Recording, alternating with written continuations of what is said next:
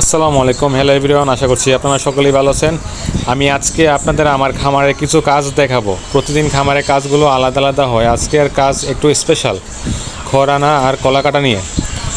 গরুর জন্য খড় কতটা দরকারি সেটা একজন খামারি ভালো করেই জানেন। বর্ষার মৌসুমে সবুজ ঘাস যখন কম পাওয়া যায় তখন খড়ই হয় ভরসা। তাই আজকে আমরা খড় আনার জন্য সিদ্ধান্ত নিয়েছি। তো বাগিনা ছিল আমার সঙ্গে, আর আমার ভ্যান গাড়ি নিয়ে যাচ্ছি খড় আনার জন্য। গ্রামের পথে যাওয়ার আলাদা একটা মজা। খড় আনা আসলে শুধু একটা কাজ না, এটা একটা পরিশ্রম আর ধৈর্যের ব্যাপার। তো এখন বাড়ি থেকে আমরা ভ্যান গাড়িটা নামিয়ে নিয়েছি, তো এখন গেটটা লাগিয়ে দেবো। তো এখন চলে যাচ্ছি হচ্ছে খড় আনার জন্য ভ্যান গাড়ি নিয়ে। আর আমার ভিডিও করতেছিল আমার বাগিনা। তো আমরা আজকে মামা বাগিনা দুজনে যাচ্ছি খড় আনার জন্য। তো আমরা চলে আসছি হচ্ছে আমাদের যেখান থেকে খড় কিনছি সেখানে চলে আসছি। এবং প্রত্যেকটা আটি আমরা বাস ভ্যান গাড়িতে লুট করে নিচ্ছি। তো লুট করা শেষ হলে আমরা আমাদের খামারে নিয়ে যাব খড়গুলোকে। তবে খড় আনা কিন্তু এত একটা সহজ না, বুঝছেন। অনেক গরমের মধ্যে অনেক ধৈর্য ধরে কষ্ট করে গাম জড়িয়ে খড়গুলো বাড়িতে আনতে হয়। তারপরে বলবো যে নিজের কাজ নিজে করতে পারলে একটা মানসিক শান্তি যেটা পাওয়া যায়, সেটা আপনি অন্যান্য চাকরি বা যে কোনো প্রবাসী বলেন যাই বলেন না কেন, এই শান্তিটা পাবেন না। নিজে সবসময় বাড়িতে থাকলে, নিজের খামারে কাজ করলেন, নিজের কাজ নিজে করলেন, এটাতে একটা মানসিক শান্তি যেটা পাবেন, এটা পৃথিবীর কোথাও পাবেন না। সো নিজের কাজ নিজে করাই ভালো।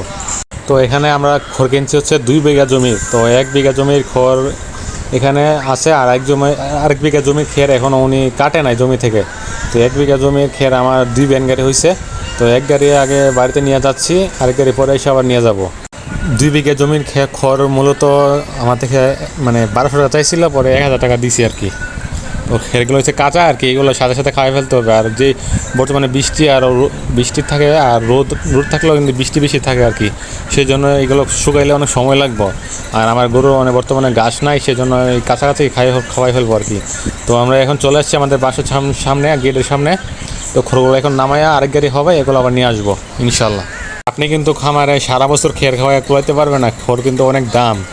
সো খামার দেওয়ার আগে অবশ্যই পর্যাপ্ত পরিমাণে ঘাস চাষ করতে হবে। আর আমার গরু অনুযায়ী আমার ঘাসের জমি একটু কম, সেই জন্য আমার এবার বর্ষা মৌসুমে একটু শর্ট করে গেছে আর কি। তো ইনশাল্লাহ আগামীতে জমি আরও বাড়াবো, তখন আর এত একটা খড়ের সংকট হইব না। তো এখন খড়গুলো নামাই নিতেছি বাড়িতে।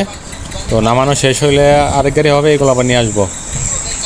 তো আজকে কাজগুলো করার সাথে সাথে আমার বাগিনা হেল্প করতেছে। তো আজকে খামারের পাশে খামারের সামনে একটা কলা গাছ থেকে কলা কেটেছি।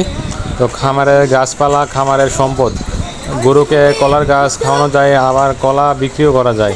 এই খামারের শুধু গরুই না, গাছও সমান গুরুত্বপূর্ণ। আজকের দিনে কাজ শেষ হলো খড় আনা আর কলা কাটা। খামারের প্রতিদিনের কাজগুলো ছোটো মনে হলো, এগুলো আসলে বড় দায়িত্ব। প্রতিদিন পরিশ্রম, ধৈর্য আর চেষ্টা দিয়ে খামারকে এগিয়ে নিয়ে যেতে হয়। সবাই দোয়া করবেন আল্লাহ যেন এই খামারের কাজগুলো সহজ করে দেন, আর সুস্থ গরু ভালো ফসল দান করেন। আসসালামু আলাইকুম ওয়া রাহমাতুল্লাহি ওয়া বারাকাতুহু। ভিডিওটি ভালো লাগলে অবশ্যই লাইক, কমেন্ট আর শেয়ার করতে ভুলবেন না।